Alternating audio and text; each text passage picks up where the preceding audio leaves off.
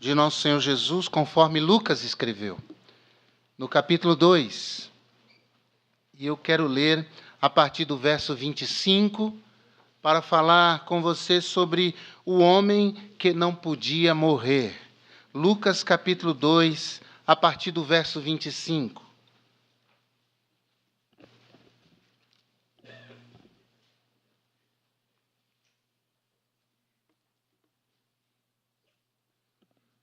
A palavra de Deus assim nos diz: havia em Jerusalém um homem cujo nome era Simeão, e este homem era justo e temente a Deus, esperando a consolação de Israel, e o Espírito Santo estava sobre ele. E fora-lhe revelado pelo Espírito Santo que ele não morreria antes de ter visto o Cristo do Senhor. E pelo Espírito foi ao templo, e quando os pais trouxeram o menino Jesus para com ele procederem segundo o uso da lei, ele então o tomou em seus braços e louvou a Deus e disse: agora, Senhor, despedes em paz o teu servo, segundo a tua palavra, pois já os meus olhos viram a tua salvação, a qual tu preparaste perante a face de todos os povos, luz para iluminar as nações e para a glória de teu povo Israel. E José e sua mãe se maravilharam das coisas que dele se diziam. E Simeão os abençoou e disse a Maria, sua mãe: eis que este é posto para a queda e elevação de muitos em Israel, e para sinal que é contraditado. E uma espada traspassará também a tua própria alma, para que se manifestem os pensamentos de muitos corações. Amém. Ó Pai, que bênção. Como é bom estar em tua presença. E, ó Deus, abrir a tua palavra depois que teu Espírito nos conduziu até aqui. E pedir que o Senhor, meu Deus, se revele a nós pela palavra, nos ensine, nos mova para mais perto de ti, nos proste aos pés da cruz. É o que oramos em nome de Jesus. Amém. Podem sentar, irmãos. A Bíblia é um livro fantástico por muitos motivos. E um deles é porque a Bíblia relata a história de heróis e heroínas da fé. A palavra de Deus está cheia de relatos assim. Homens e mulheres que, quanto à humanidade, eram exatamente como eu e como você, sujeitos às mesmas paixões, às mesmas fraquezas, aos mesmos dramas, aos mesmos dilemas. Mas a Bíblia também fala que, quanto à espiritualidade, esses homens eram bem diferentes de nós. Essas mulheres eram bem diferentes de nós. Tinham uma vida diferenciada, que andavam muito, mas muito perto de Deus. Era gente de quilate, de um quilate muito alto, de uma grandeza muito rara. E como é que nós sabemos disso? Esses heróis e heroínas da fé são identificados à medida em que nós lemos a Escritura, à medida em que nós nos alimentamos dela e encontramos as histórias desses homens e mulheres, e vemos aquelas coisas que esses homens fizeram, essas mulheres fizeram por amor a Deus, e inclusive coisas que essas pessoas deixaram de fazer, renunciaram, abdicaram de fazer por amor ao Senhor. E estes nos servem como uma referência, nos servem como um exemplo, nos servem como um estímulo, nos servem como uma inspiração para a nossa vida. Onde nós olhamos para Abraão e a sua fé, uma fé suficiente para crer contra a esperança. Quando olhamos para José, aquele que fora escravo no Egito e que em nenhum momento abandonou a sua firmeza, a sua confiança, a sua fidelidade, mesmo quando tudo era contrário contrário a ele. Ou o que dizer de Jefté? Jefté e a sua capacidade em Deus de reciclar o seu passado, de ressignificar o seu passado, porque Jefté era filho de uma prostituta, nasceu como fruto de um ato de prostituição, mas ele, segundo a graça e o poder de Deus, tornou-se um juiz em Israel. E o que dizer de Ruth?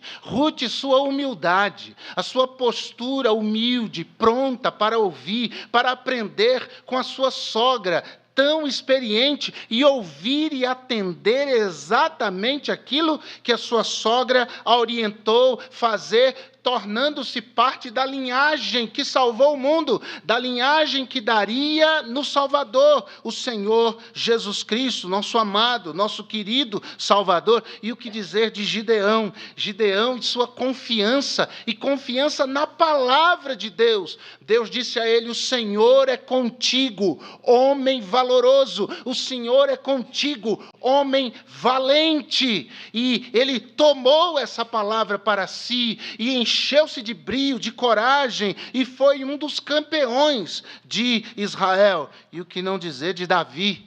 Davi, cujo amor por Deus e pelo nome de Deus era grandioso. Davi enfrentou Golias, porque Golias dizia impropérios contra Israel e também blasfemava o nome do Deus de Israel. Davi amava a Deus e amava o nome de Deus, porque o nome de Deus o carrega. E o que não dizer de Daniel? Daniel, que por amor ao Senhor Deus, manifestou uma piedade invejáveis.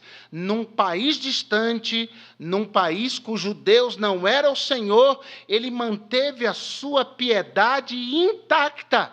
E no meio do paganismo, esse homem, 3 vezes ao dia, orava ao Senhor a ponto de preferir passar uma noite inteira na cova dos leões a ficar um dia sem oração. O que dizer de Jeremias? Aquilo que mais me encanta em Jeremias, a sua sensibilidade à dor do povo de Deus. Jeremias é conhecido popularmente como o profeta das lágrimas, como o profeta chorão, porque de fato ele testemunhou dias de muita tragédia em Israel, dias de morte, dias de invasão, dias em que mães foram privadas, pais foram privados dos seus filhos, levados cativos para a Babilônia. Mas Jeremias tinha um coração sensível para chorar pela dor do seu povo e para abrir a boca cheia de amor e falar do seu coração amável, do seu coração cheio de amor, palavras de juízo, é bem verdade, mas também palavras de esperança. Então, certamente a Bíblia, ela é um livro que narra a história de muitos heróis e heroínas que nos inspiram na vida. E no início dessa mensagem, eu li o texto de Lucas capítulo 2, que você tem aí aberto diante de você, e fala de um desses heróis. É um herói que quase ninguém fala sobre ele. Às vezes, no período do Natal, as pessoas lembram de citar Simeão. Às vezes não. Na maioria das vezes não. Mas esse é um gigante de Deus. Ele é um herói de Deus. Era já um ancião, era um homem já avançado em idade, um homem de porte físico frágil, portanto, mas um homem muito experimentado e um homem que andava com Deus. E a peculiaridade que inspirou o nome dessa mensagem de hoje é que Simeão não podia morrer. Veja que o verso 26 diz que o Espírito Santo revelou a ele que ele não morreria antes de ter visto o Cristo do Senhor. Então, não importa o que acontecesse, Simeão nunca morreria. Não importa que perigos fosse exposto, ele não morreria. Deus o preservaria, ele não podia morrer, até que a promessa que Deus havia feito a ele se cumprisse. Mas a sua grandeza não está no fato de não poder morrer até ver a promessa de Deus se cumprindo em sua vida, mas a sua grandeza está em outros predicados, que nós devemos imitar, nós devemos atentar, nós devemos praticar. Em primeiro lugar, Simeão era justo e temente. É o que nos diz o verso 25. Homem justo e temente a Deus. E quais são as qualidades de um homem justo, de uma mulher justa, de uma pessoa justa? Bem, uma pessoa justa é aquela que deseja que todas as pessoas sejam tratadas com a mesma dignidade. É uma pessoa justa. É uma pessoa que não fura a fila. É uma pessoa que não trafega pelo acostamento da pista. É uma pessoa que não paga propina para alguém corrupto. Portanto, não é corruptor de absolutamente ninguém. É uma pessoa que não diferencia pessoas pela classe social, pela posição que ocupa. Uma pessoa justa é alguém que não trata uma pessoa diferente por causa da cor da sua pele, do lugar de onde ela veio, da sua nacionalidade, do seu local de nascimento. Uma pessoa justa não gosta de balança enganosa, não gosta de dolo, não gosta de engano, de mentira, de esquemas, de ludibriar ninguém. Uma pessoa justa não gosta de ganhos indevidos. Isso é uma pessoa justa. E Simeão era uma pessoa justa. Agora, o que é que a Bíblia diz sobre o justo? Provérbios capítulo 10, verso 32, se você quiser, seria muito bom você acompanhar. Provérbios capítulo 10, versículo 32. Provérbios 10, verso 32. Palavra de Deus em Provérbios 10, 32 diz: os lábios do justo sabem o que agrada, mas a boca dos perversos só perversidades. Provérbios capítulo 21 agora.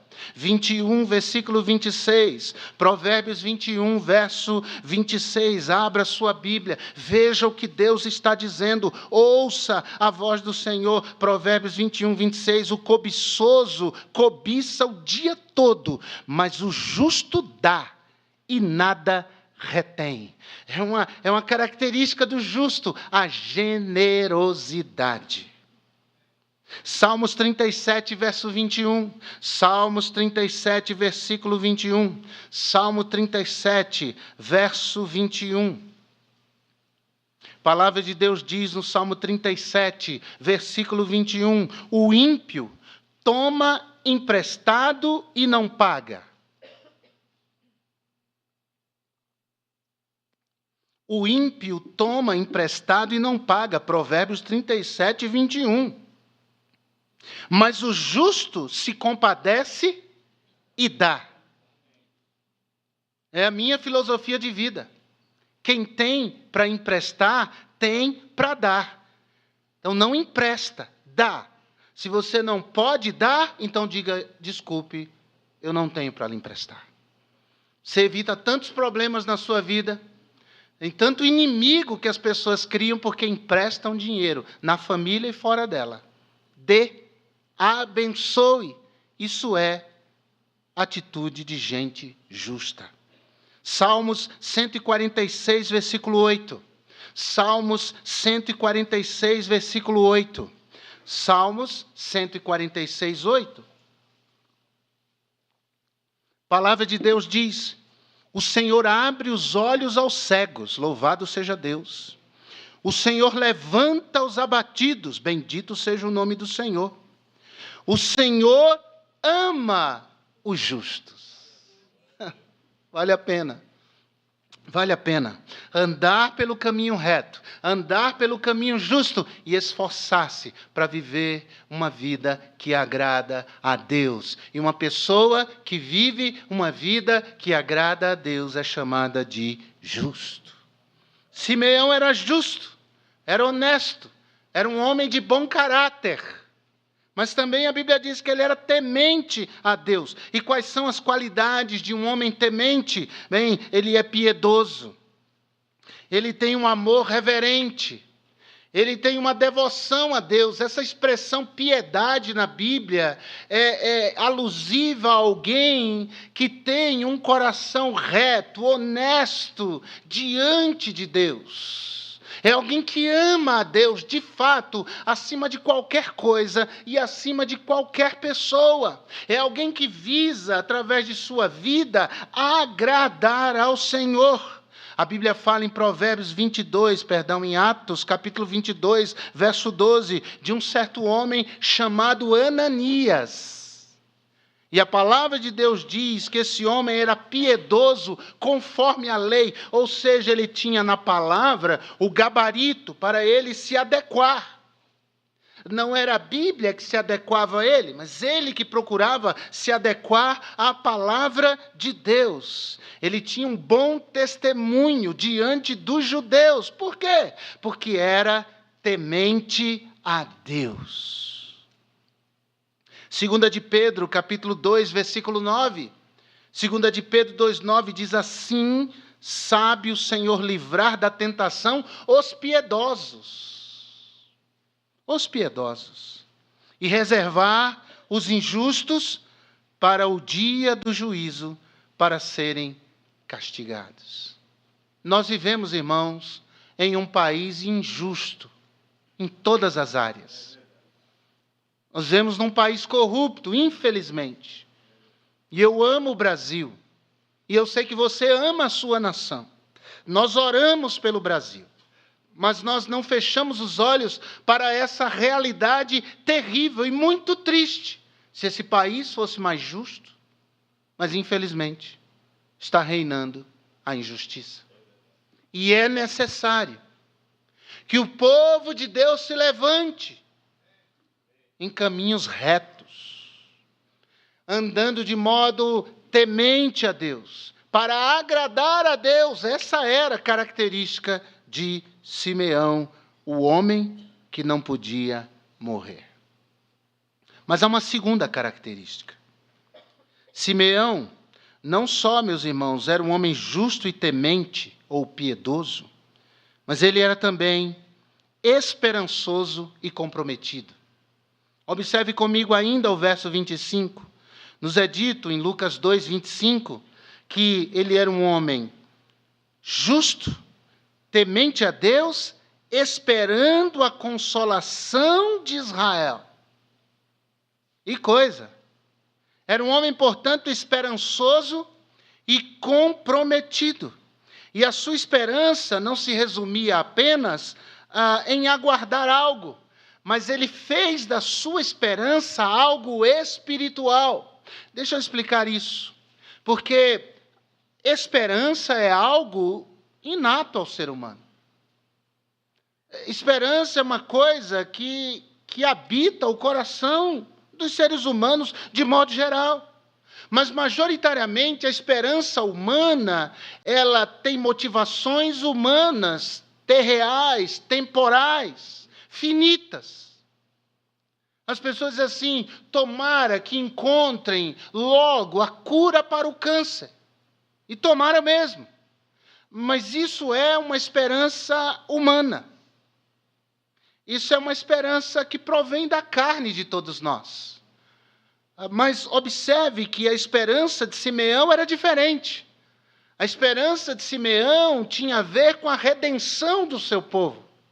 Tinha a ver com a conversão da sua nação. A esperança de Simeão estava motivada, ou era motivada, por categorias espirituais e não materiais. Simeão entendia que melhor e mais importante do que uma prosperidade física ou financeira era a cura dos corações do seu povo, era a transformação do caráter do seu povo, era que esse povo fosse redimido, encontrasse ao Senhor e, de fato, se convertesse. A minha pergunta é: a sua esperança é uma esperança espiritual ou material? O que é que te move a ter esperança? O que é que te move a ser uma pessoa esperançosa? O que te move a esperar? O que te move a ser, de fato, ou ter um coração esperançoso?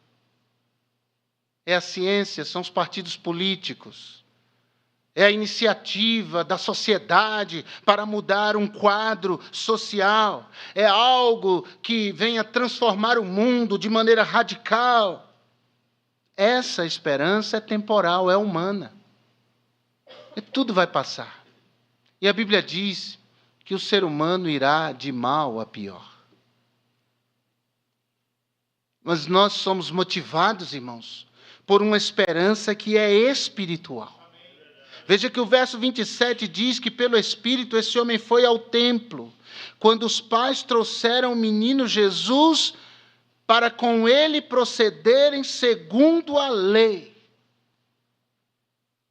Veja que esse homem é dirigido, é motivado, é cheio do Espírito Santo. Aquilo que move a sua esperança é espiritual, aquilo que move suas palavras é espiritual, aquilo que move suas atitudes é espiritual. Simeão fez da fé em Deus a força motivadora da sua esperança. Irmãos, o que deve nos motivar é a esperança que não morre. O nosso coração tem que estar cheio dessa esperança, sobre a qual o Jeremias, o profeta, disse: eu quero trazer à minha memória, à minha mente, aquilo que pode me dar esperança. E o que é que podia dar esperança? A Jeremias, ele diz: as misericórdias do Senhor são a causa de não sermos consumidos. Isso dá esperança. Novas são a cada manhã. Isso traz a esperança que não morre. Bom é o Senhor para os que esperam nele. Bom é aguardar a salvação que vem do Senhor. Eu imagino Simeão orando aos 35 anos. Meu Deus, não me deixa morrer até que eu veja a promessa do Senhor se cumprindo para a redenção de Israel. Eu imagino Simeão aos 60 anos pedindo: Senhor, me ajude a me manter de pé, vivo, com saúde, para ver a tua palavra se cumprir. Eu imagino ele com 80 anos e em seu coração o Espírito Santo dizendo: você vai viver e vai viver até que Deus manifeste o seu Cristo, até que o Messias venha. Até lá, pode ficar tranquilo. Pode continuar confiando, pode continuar esperando, pode continuar crendo. Deus vai cumprir a sua promessa na tua vida. Sem essa esperança, Simeão teria morrido logo. Mas ele tinha no coração o projeto do reino de Deus. E viveu cada dia da sua vida assim. Você está correndo atrás do quê? O que é que te motiva a se levantar toda manhã? O que faz o seu coração bater mais forte? Quais são as motivações que habitam o seu coração?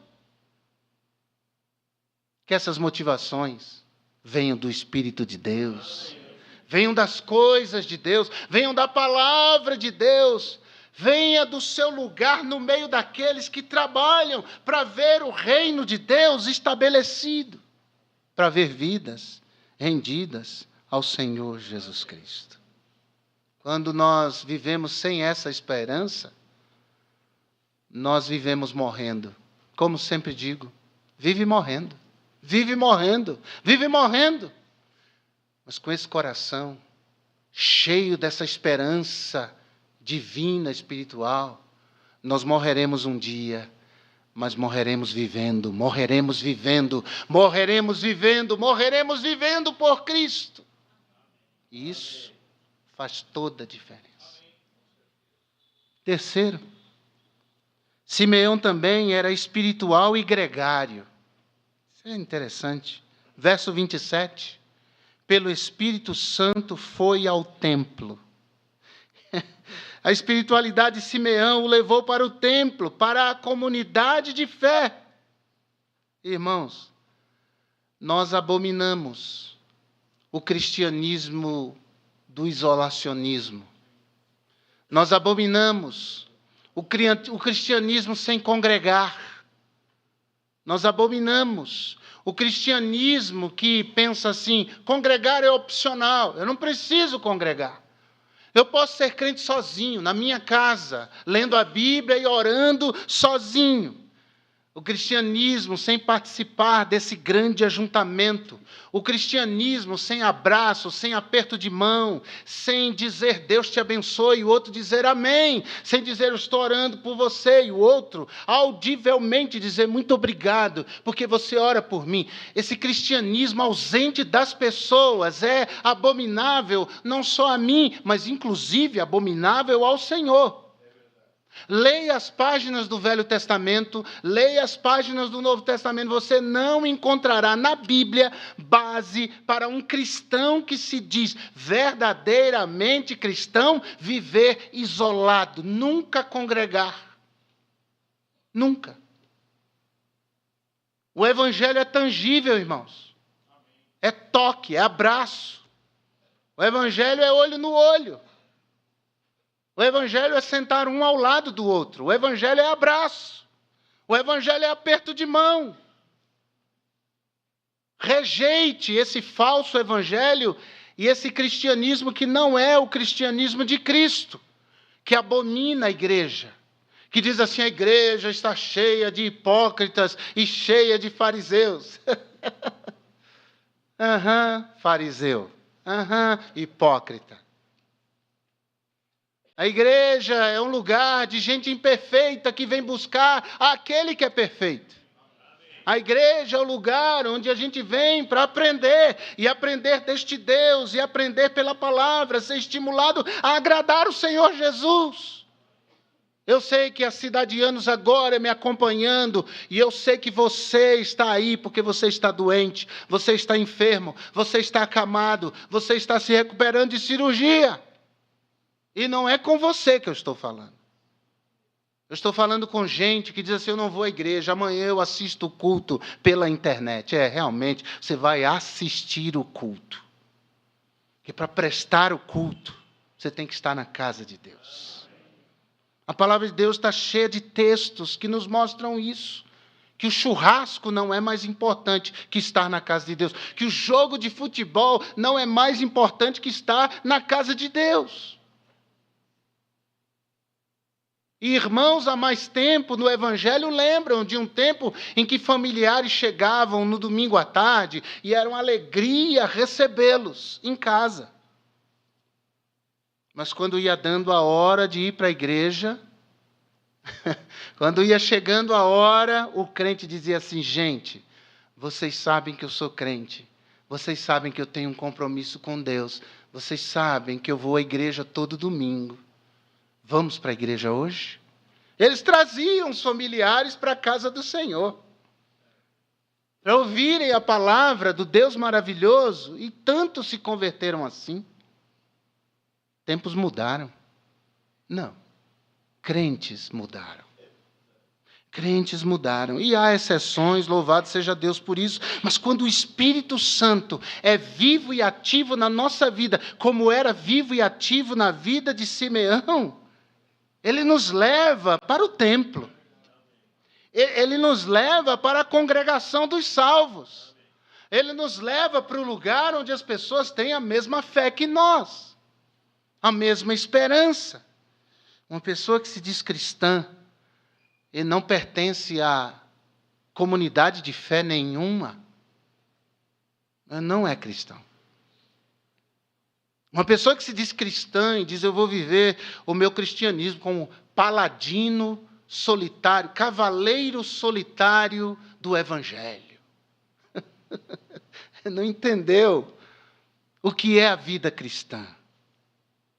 Pessoas que se isolam precisariam ler o Salmo 27, verso 4.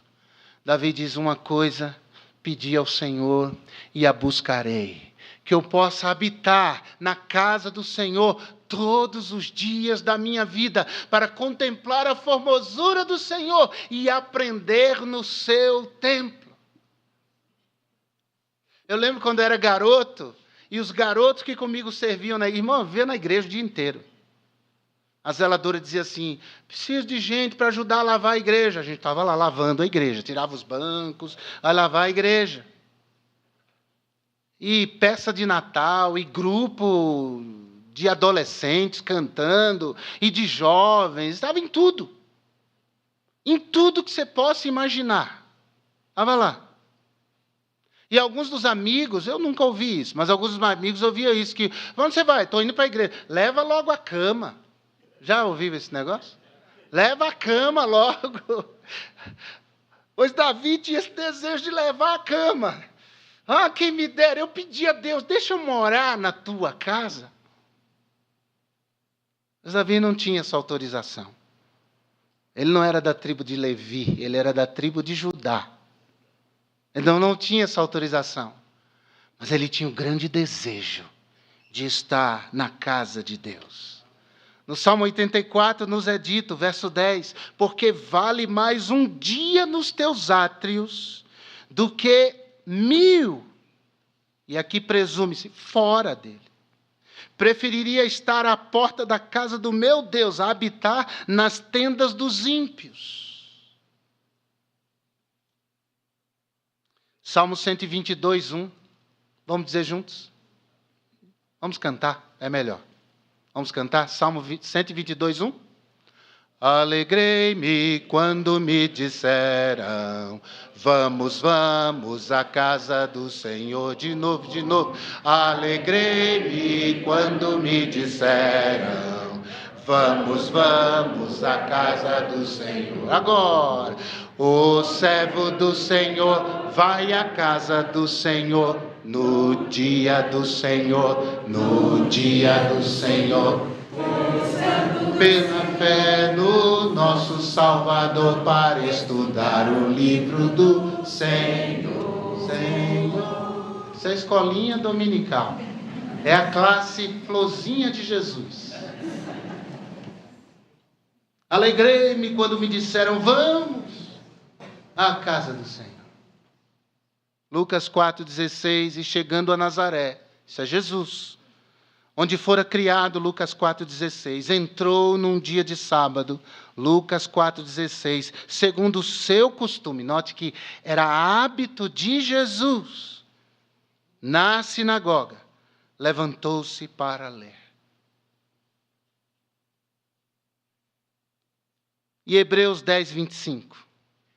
Não deixando a vossa mútua congregação, como é costume de alguns, antes admoestando-vos uns aos outros, e tanto mais quanto vedes, que se vai aproximando aquele dia.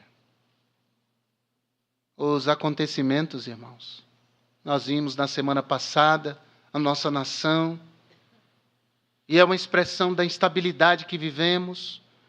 Grupos de direita, grupos de esquerda se reunindo, praças públicas, cada um com a sua agenda, cada um com a sua pauta. Nós vimos na semana um ex-presidente ser condenado à prisão, 27 anos de prisão. O nosso país está numa instabilidade muito grande, uma disputa de forças, de poder muito grande. E vimos o assassinato daquele rapaz na América. E quanta gente na América, até no Brasil, rindo, zombando, se alegrando, dizendo bem feito. Meu Deus do céu. E vimos o que aconteceu lá no Nepal. O presidente lá, o ditador, a esposa, eles queimaram eles dentro de casa. Tacaram fogo na casa com os dois lá dentro. Uma turba, povo revoltado, proibido de acessar a internet. Esse é o mundo. Quanto mais vedes que vai se aproximando aquele dia, não deixe de congregar. É o que o autor aos Hebreus está dizendo. Não deixe de congregar. Você está vendo a instabilidade do mundo? Você está vendo o mundo indo de mal a pior? Não deixe de congregar. Aí é que é motivo para congregar. Quando nós estamos em comunhão, repito, com o Espírito Santo de Deus, nós somos conduzidos à casa de Deus e somos conduzidos à comunhão com o povo de Deus. Quarto e último, Simeão era consciente e submisso. Verso 28 de Lucas 2. Verso 28, Lucas 2. Ele então o tomou em seus braços, é o bebê Jesus, e louvou a Deus e disse: agora, Senhor, despedes em paz o teu servo segundo a tua palavra. O que quer dizer aqui é: o Senhor disse que eu não morreria enquanto não visse o Cristo do Senhor. Agora eu estou vendo. Eu estou segurando nos meus braços o cumprimento da tua palavra, da tua promessa. Agora eu posso morrer. Agora o Senhor pode me levar. É um homem consciente. Ele diz, verso 30, pois já os meus olhos viram a tua salvação. Verso 31, a qual tu preparaste perante a face de todos os povos. Luz para iluminar as nações, os gentios, e para a glória de teu povo Israel. Eu acho lindo como Simeão é um homem esclarecido. Eu acho lindo como Simeão é um homem consciente dos propósitos de Deus, dos propósitos eternos de Deus. Ao tomar Jesus nos braços, ele fala algo que é fruto exatamente dessa consciência. Ele sabe o que está acontecendo e ele sabe o porquê estas coisas estão acontecendo. Ele tem consciência da missão dessa criança. Ele sabe por que ela veio e o que é que ela vai fazer. Quais são os desdobramentos da presença desse menino no mundo. Ele é consciente. Ele diz que Jesus seria luz para iluminar as nações. As nações que adoravam a bois e outros animais. As nações que acendiam incenso aos ídolos. As nações que se cortavam em cultos pagãos. As nações que tateavam nas trevas do pecado, desanimados, desesperançados, perdidos, sem alegria. As nações que morriam de medo dos seus deuses. As nações que jaziam nas trevas, Simeão diz, esse menino aqui, que eu seguro nos meus braços, é luz para as nações. Consciente. A eles, essa luz brilhou. E essa luz brilhou para cada um de nós. Coisa linda, irmãos. Nós que vivíamos errantes, perdidos, como ovelhas sem pastor, essa luz raiou no nosso coração. E se alguém nessa noite aqui, perdido, em trevas, tateando, procurando encontrar um caminho, um rumo para a sua vida, eu quero lhe dizer, Jesus é a luz, Ele é o caminho. Nele você vai encontrar a solução para a sua vida.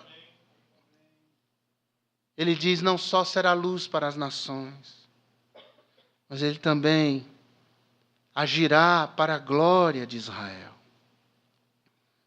Os profetas anunciaram isso ao longo dos séculos.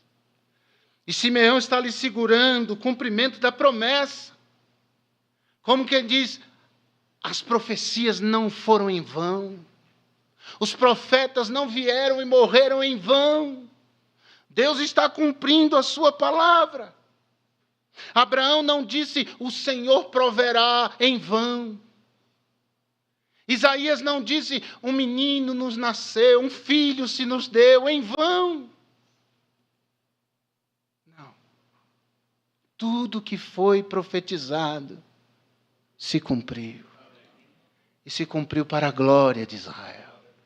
Pode ouvir os profetas de Israel. Pode dar ouvidos, leve a sério o que eles estão falando. Coisa. Quando Jesus veio, a mensagem dos profetas vingou. E Simeão tinha consciência disso.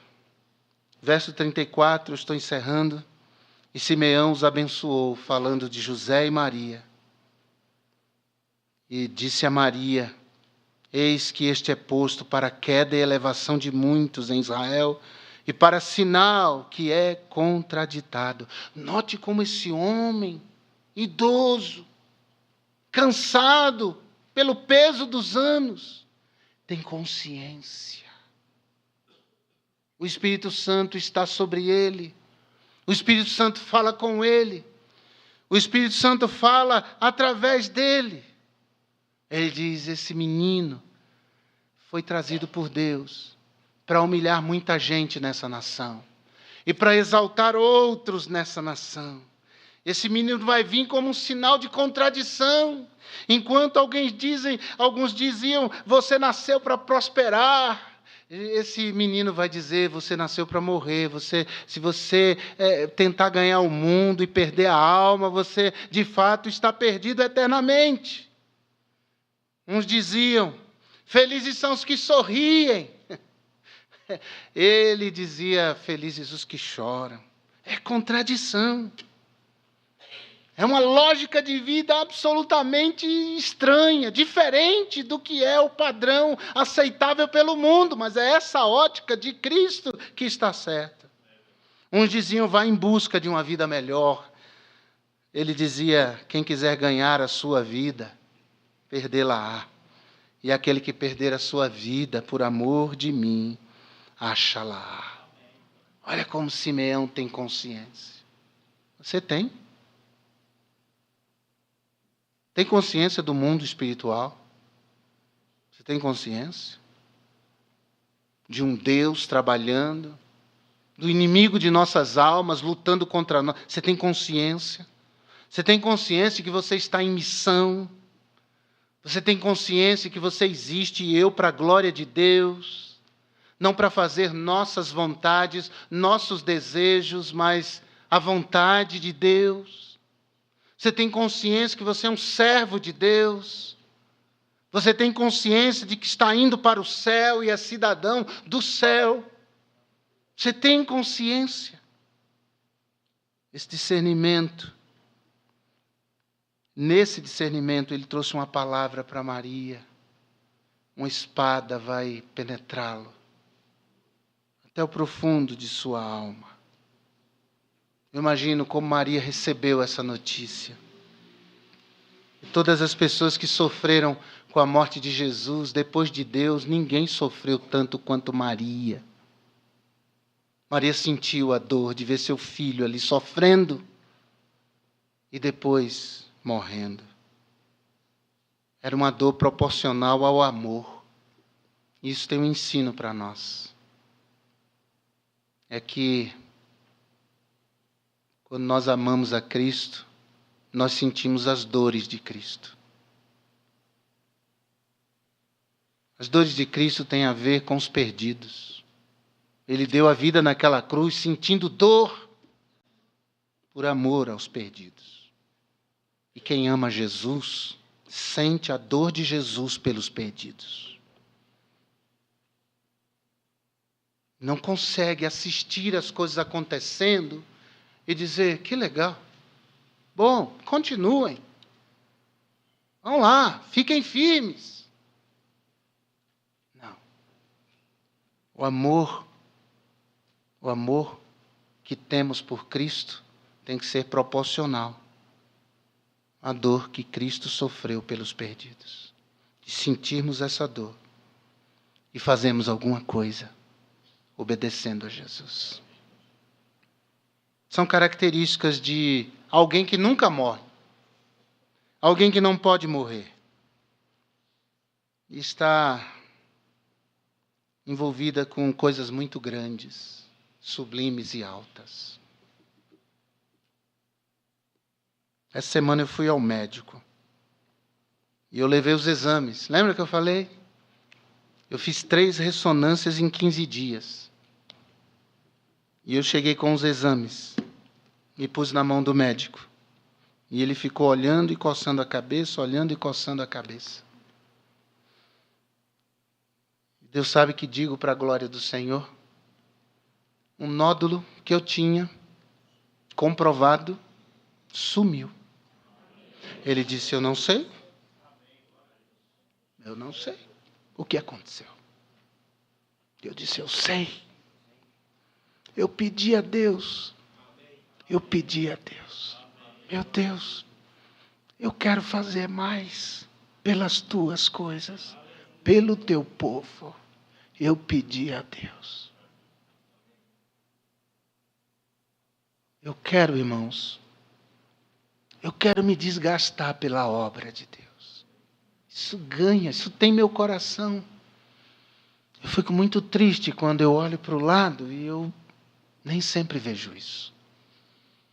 Se nós pudermos ganhar nessa noite consciência de quem somos e para que existimos no mundo, nós vamos dedicar-nos mais para Cristo.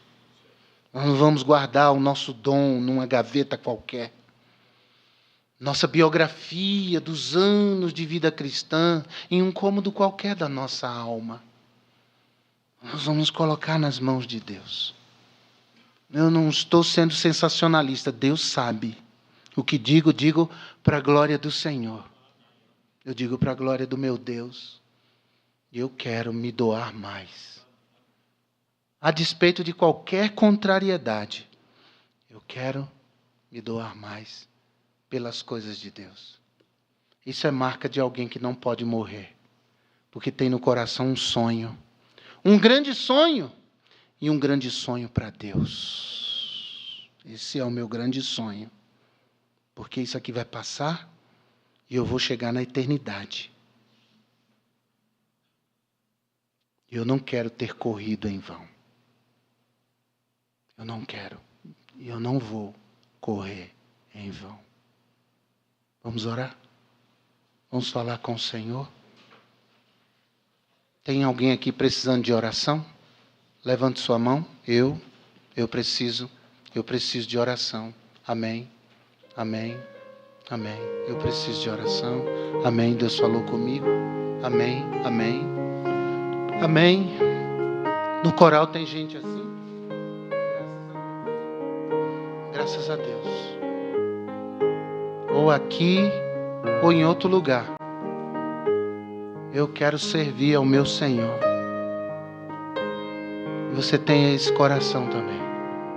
Alguém aqui que ainda não é crente em Jesus, eu ainda não tomei essa decisão, eu tenho andado em dúvida, mas agora eu quero, eu tenho certeza, eu preciso de Cristo, do Cristo vivo na minha vida, eu entrego minha vida a Jesus. Tem alguém assim? Faça um sinal, levante sua mão. Eu sou essa pessoa, eu quero entregar minha vida a Jesus. Levante sua mão em nome de Jesus. Eu sou essa pessoa que quer entregar-se a Cristo. Levante sua mão. Amanhã pode ser muito tarde, a vida é curta, a vida é breve. Entrega a sua vida a Jesus. Ele é a solução, Ele é a esperança que não morre. Alguém assim? Faça o sinal. Obrigado, Senhor, por esse tempo. Obrigado, Senhor, por essa bênção da Tua palavra, pela vida deste herói quase anônimo chamado Simeão. Que Tu, meu Deus, nos abençoe de tal modo que esses predicados, essas características encham nosso coração, façam parte prática da nossa vida, da nossa existência, para que vivamos com os pés na terra, o coração no céu e a consciência de quem somos e para que somos. Ó Deus, ajuda-nos a cumprir a nossa jornada com fidelidade, com piedade, com compromisso, com temor, gregários, sempre juntos, na Tua casa e fora dela juntos, servindo e honrando ao Senhor. Coloque-se em pé, em nome de Jesus.